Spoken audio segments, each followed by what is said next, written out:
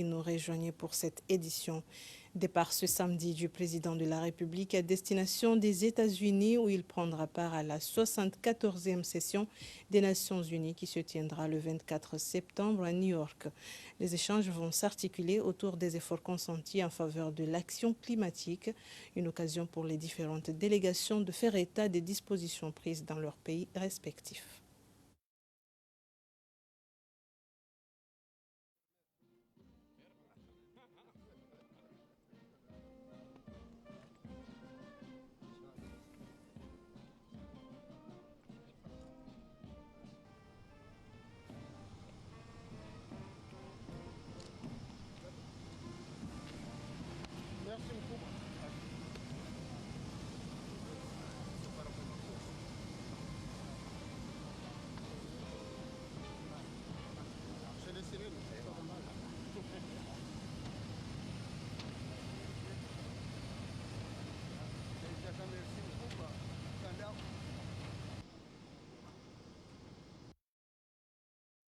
Climatique, action pour la paix, tel est le thème choisi à l'échelle internationale cette année pour la célébration de la journée de la paix. Le thème choisi au niveau national est les enseignements de l'islam par rapport à la paix et à la protection de l'environnement. La journée a été marquée par une marche pacifique suivie de la cérémonie officielle qui a eu lieu au foyer des femmes de Moroni. Reportage de Sofia Hassani, Zahra Boubacar et Salim Zarkachi.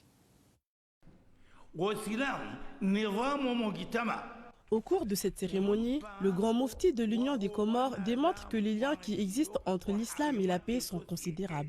D'après ce dernier, l'islam nous apprend que le savoir-vivre est d'aimer son prochain et non de le haïr, ce qui est synonyme de paix. Hakim Saïd Mchangama appuie cela en ajoutant que l'islam est une religion exemplaire. Toutes les manifestations religieuses par rapport à l'islam sont des manifestations où il y a beaucoup de gens, il y a des milliers de personnes qui se rassemblent pour la prière du vendredi, pour la Hajj au Mecque, pour les différentes autres manifestations. Donc on sait que le message qui passera par la voie de l'islam est un message saint, un message de paix et un message qui contribuera à propager tous les bienfaits et les bonnes pratiques liées à la paix et à la protection de l'environnement. L'importance de l'événement a suscité la présence de différentes structures, notamment celles des jeunes qui se sentaient concernés par cet événement. C'est le cas de Aïcha Madame Madali.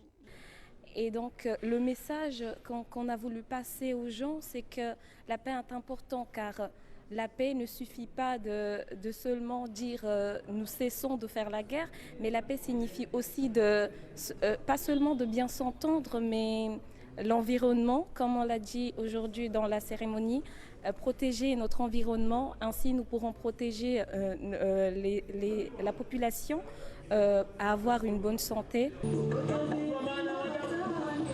Parmi les activités qui ont fait l'objet de cette cérémonie, une marche pacifique a été effectuée par différentes couches sociales de la place. On parle de protection de l'environnement. Notez que le 16 septembre de chaque année marque la journée internationale pour la protection de la couche d'ozone. Cela marque également la date d'anniversaire de l'adoption du protocole de Montréal sur les substances qui appauvrissent la couche d'ozone. La dernière évaluation publiée en 2018 par l'Organisation météorologique mondiale démontre que certaines zones se sont rétablies à un rythme de 1 à 3% par décennie depuis 2000. L'Union des Comores, à l'instar des autres pays, a célébré cette journée. Reportage de Kassim Suleiman, récit de Nafissa Ahmada. Après 32 ans de sensibilisation, la planète Terre commence à aller mieux, car les couches d'ozone jadis mises en mal par les émissions de gaz à effet de serre semblent aller mieux.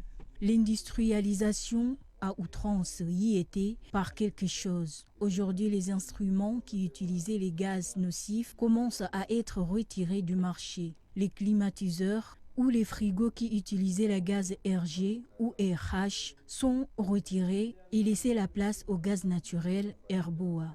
Pour le responsable de cette question, Youssouf Ali, les choses s'améliorent, mais la prudence reste de mise surtout en Afrique.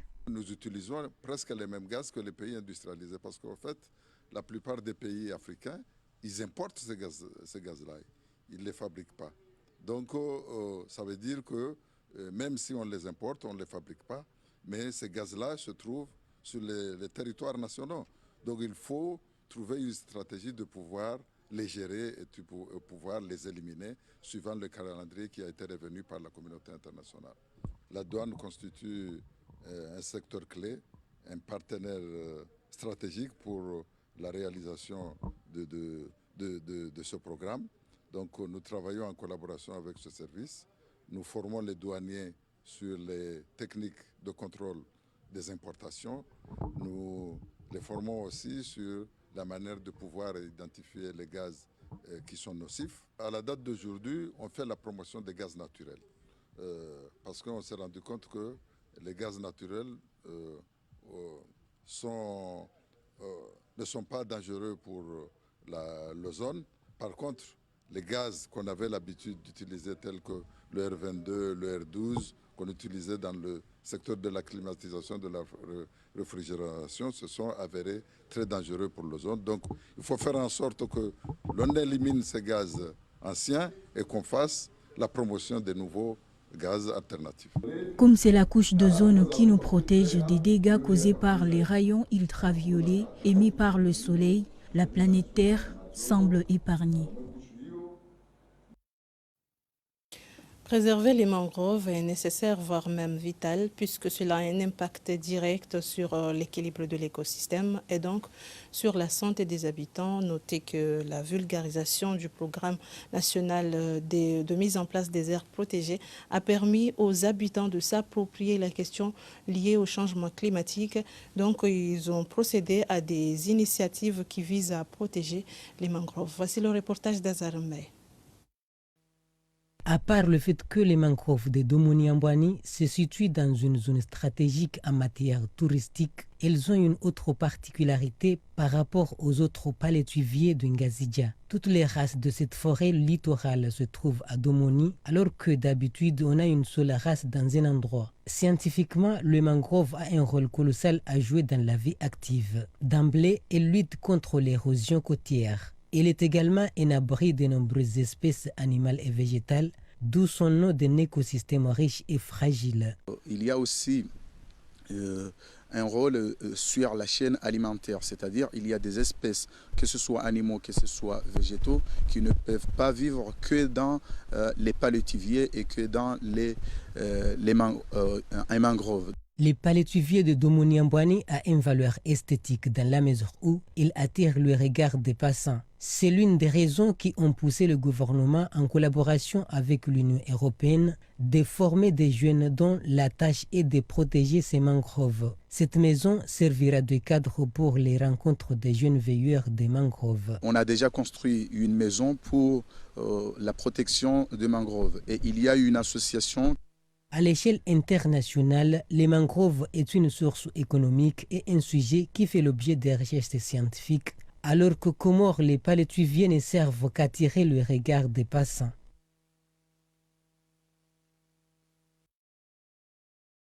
Préserver les mangroves, c'est préserver le littoral. À Moroni, des jeunes du quartier Caltex ont procédé ce samedi à une opération de nettoyage. Ce sont les membres de l'association des jeunes entrepreneurs intercommunautaires. Ahmed Abdallah Hussein et Ibrahim Kababo étaient sur place.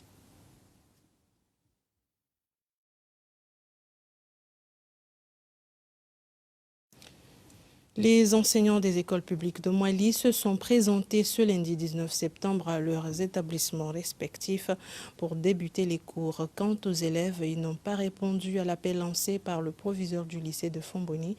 Reportage de Zubeida Angilan et Chan Mohamed Elamine. La rentrée scolaire de cette année 2019-2020 a débuté dans certains établissements scolaires de Mouali.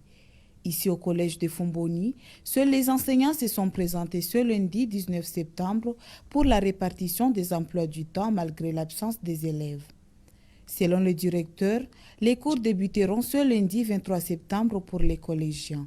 Les cours vont débuter effectivement le lundi prochain, ce sera le 23 je suppose.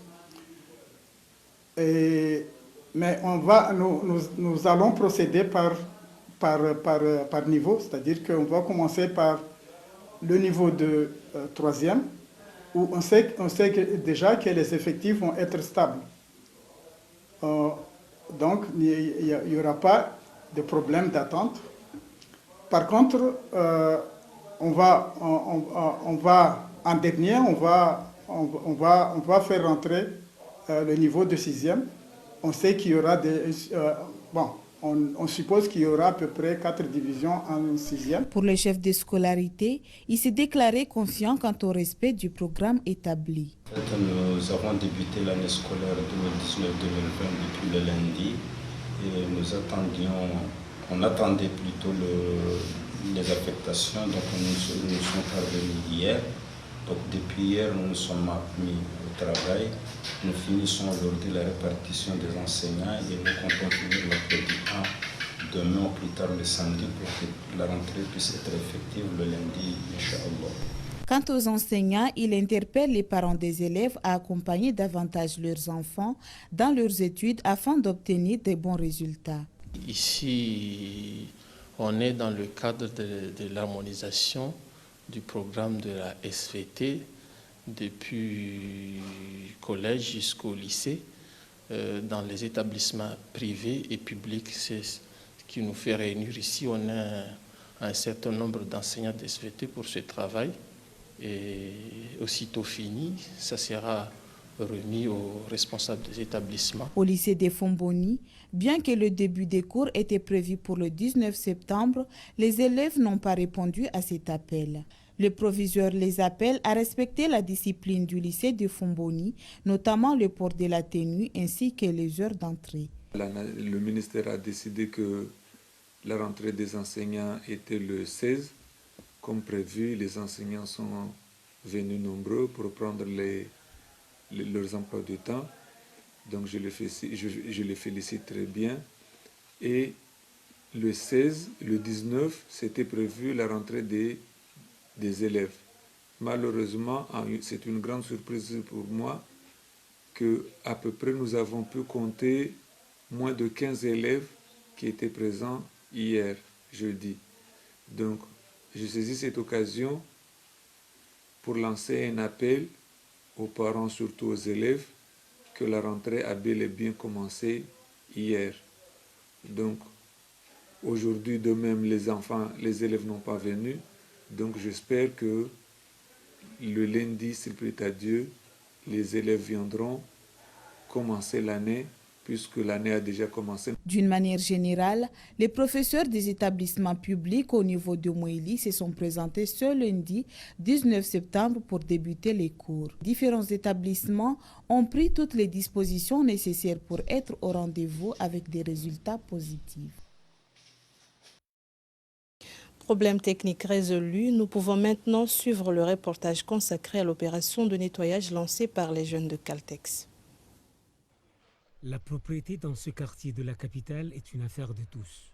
Cette initiative prise par l'Association des jeunes entrepreneurs intercommunautaires, à jeudi, c'est de se débarrasser de l'insalubrité qui s'éparpille aux alentours des habitations. C'est aussi sensibiliser la population à prendre ses responsabilités pour éviter aux différentes maladies sources de danger public. On veut juste montrer à tout le monde, surtout aux jeunes, que le 21 septembre de chaque année doit être célébré par le fait de nettoyer tous les quartiers, les zones dont nous passons où nous vivons.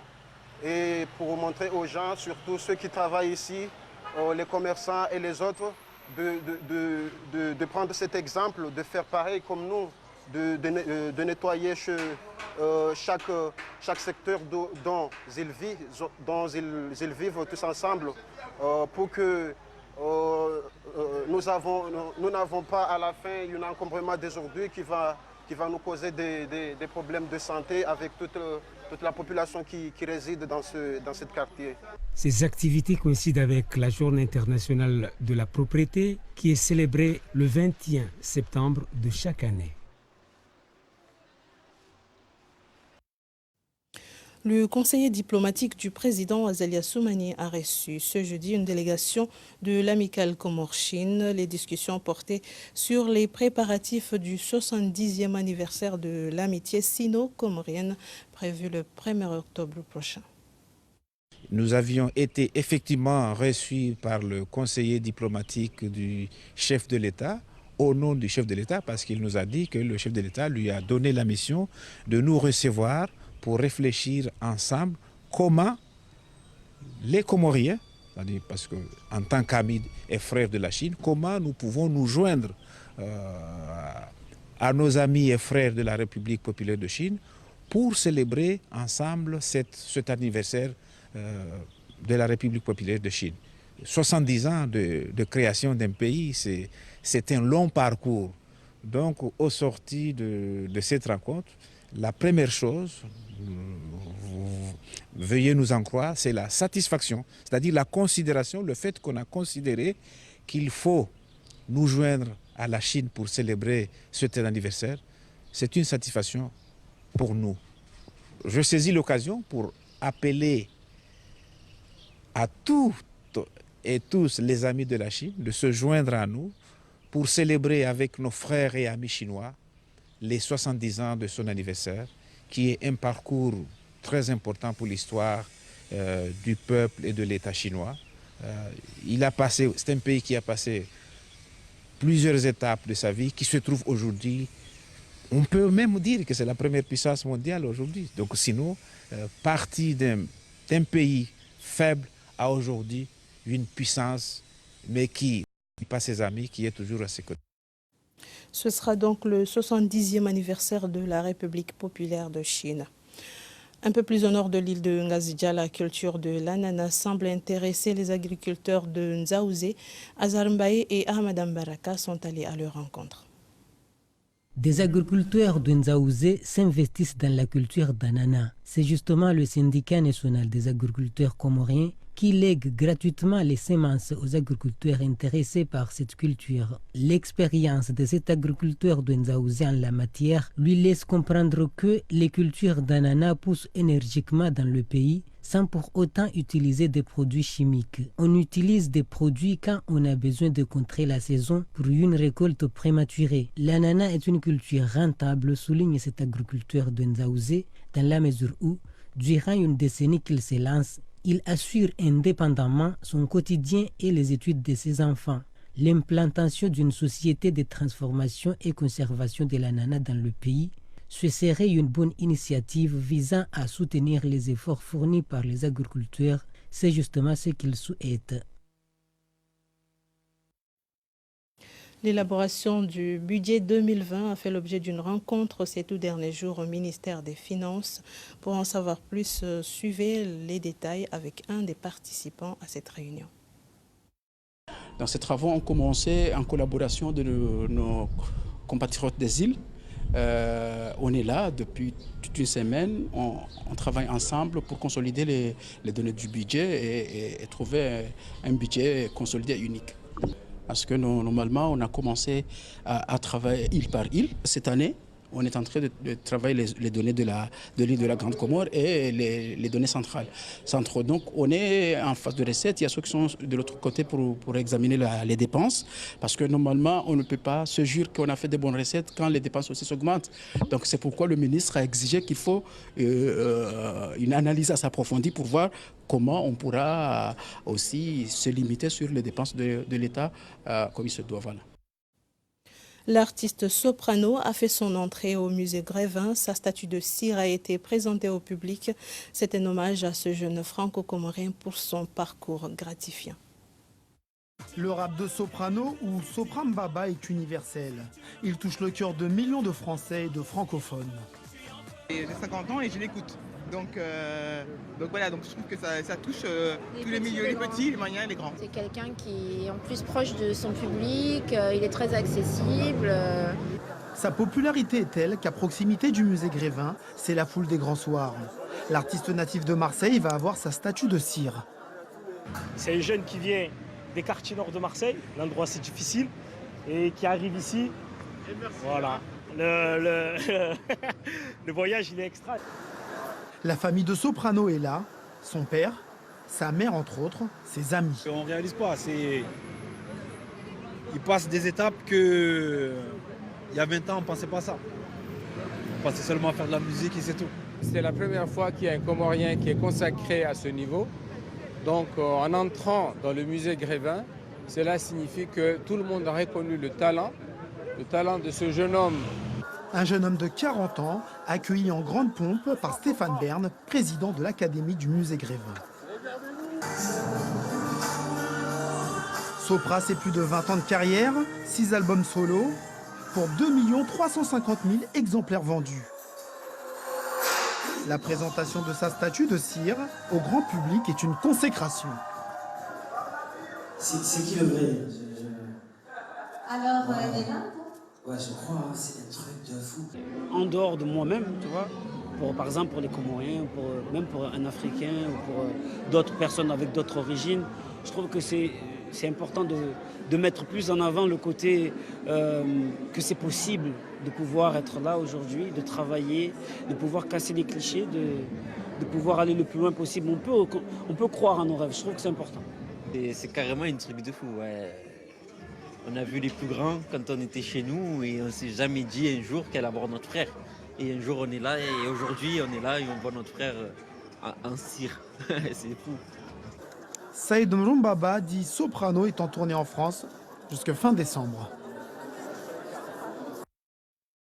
Les Comoriens, à travers les réseaux sociaux, postent des messages pour faire part de leur fierté. À Moroni, nous avons rencontré l'artiste Cheikh MC. Il admire Soprano pour son talent, sa simplicité et surtout son humilité. Soprano, c'est quelqu'un qui est passé à un stade qui nous a dépassé depuis très longtemps. Aujourd'hui, c'est une fierté qu'il soit au musée Grévin, qu'il prenne place au musée Grévin, mais c'est une légende. Il a déjà fait des choses énormes que je ne parle pas en tant que Comorien, je parle en tant qu'ami. Je connais son milieu, je connais l'endroit où il a grandi. Et c'est déjà une légende, on peut le considérer comme une légende. C'est une fierté pour tous les Comoriens. C'est un grand, mais pour moi, la fierté, c'est que Soprano, je le dis souvent, il y a des gens qui ont du mal à comprendre, mais c'est le plus Comorien des Comoriens. C'est le mec qui s'appelle Mroumbaba, qui est à la tête d'un Comorien de base, d'un Comorien banal, qui a le comportement d'un Comorien exemplaire, qui se comporte vraiment comme un Comorien. C'est pas le mec qui affiche de l'alcool autour de lui, c'est pas le mec qui... C'est un vrai Comorien à l'ancienne. C'est le Comorien que je voudrais que mes enfants soient. C'est vraiment quelqu'un que je porte dans le cœur, parce que c'est un ami de cœur, mais c'est une fierté pour toute la nation. C'est un deuxième drapeau des Comores, Soprano, aujourd'hui. En international, aux États-Unis, des jeunes ont répondu à l'appel de l'écologiste suédoise pour une marche pacifique en faveur du climat. C'était le point d'orgue de cette nouvelle journée mondiale pour le climat. Une véritable marée humaine mobilisée à New York, jeunes et désormais moins jeunes, pour marcher une fois de plus dans les pas de la militante suédoise Greta Thunberg. Nous ne sommes pas à l'école aujourd'hui. Et cette fois, nous ne sommes pas tout seuls. Nous sommes avec des adultes qui ne sont pas allés travailler non plus.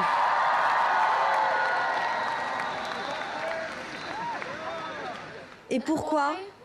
Parce qu'il s'agit d'une urgence. Notre maison est en feu. Celle qui est désormais devenue une icône a encore interpellé les dirigeants mondiaux à quelques heures de l'Assemblée générale des Nations unies qui débutera ce lundi. Ils ont l'occasion de faire preuve de leadership, de prouver qu'ils nous entendent réellement. Croyez-vous qu'ils nous entendent ? On va faire en sorte qu'ils nous entendent. Un message une nouvelle fois relayé aux quatre coins de la planète, de Paris, Berlin, Londres à Sydney et New Delhi, en passant par Johannesburg ou Nairobi. Ils étaient au total des millions de marcheurs mobilisés ce vendredi. C'était le reportage de TV5 Monde et c'est ainsi que s'achève cette édition qui a été en grande partie consacrée à la paix et à la protection de l'environnement. On se donne rendez-vous demain à la même heure pour une nouvelle édition.